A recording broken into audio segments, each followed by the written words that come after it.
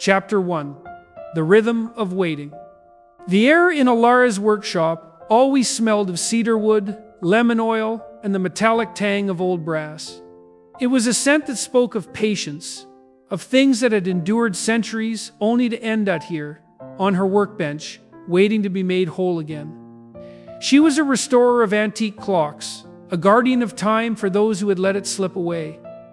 Outside, the autumn wind whipped the leaves of the silver birch trees against the window pane, a chaotic scratching rhythm that contrasted with the steady, synchronized tick-tock of 100 pendulums swinging in the shadows of the room.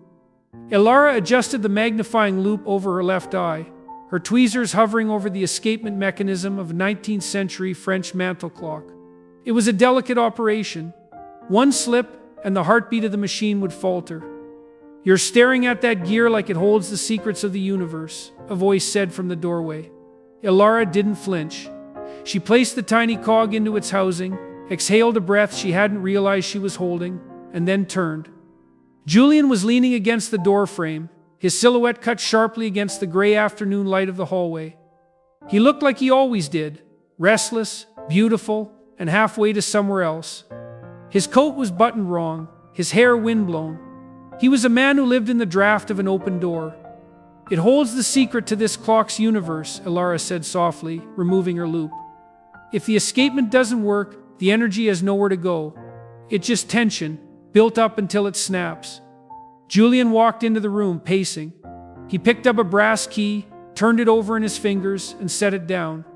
He looked at the window, then at the floor. The energy coming off him was frantic, a stark contrast to the sanctuary Alara had built. "I got the call," he said, his voice tight, "from the firm in London. They want me. They want me to lead the expansion in Tokyo, or maybe New York. They haven't decided the hub yet, but it's big, Alara. It's everything I talked about." Alara felt a cold quiet settle in her chest.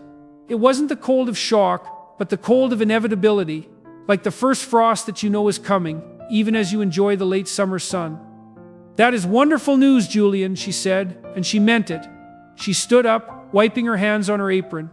"You've worked for this for years." He stopped pacing and looked at her.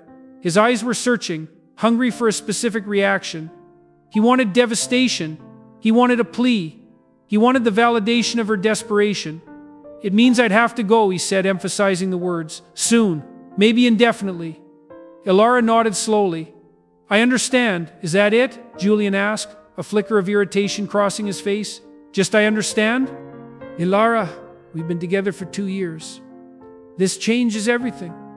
"It changes your geography, Julian," she said calmly, moving to the small stove to pour tea. "Does it change how you feel?" "I don't know," he confessed, throwing his hands up. "That's the thing. I'm torn. I'm agonizing over this. I'm thinking about us, about the distance. I'm waiting for you to tell me what to do. Tell me to stay. Give you a reason to turn it down." Alara froze. The steam from the kettle rose between them, a ghostly veil. She looked at the man she loved, and she did love him with a fierce, quiet intensity, and saw the fundamental crack in the foundation. He wanted her to be the anchor that dragged him down, so he wouldn't have to make the choice himself.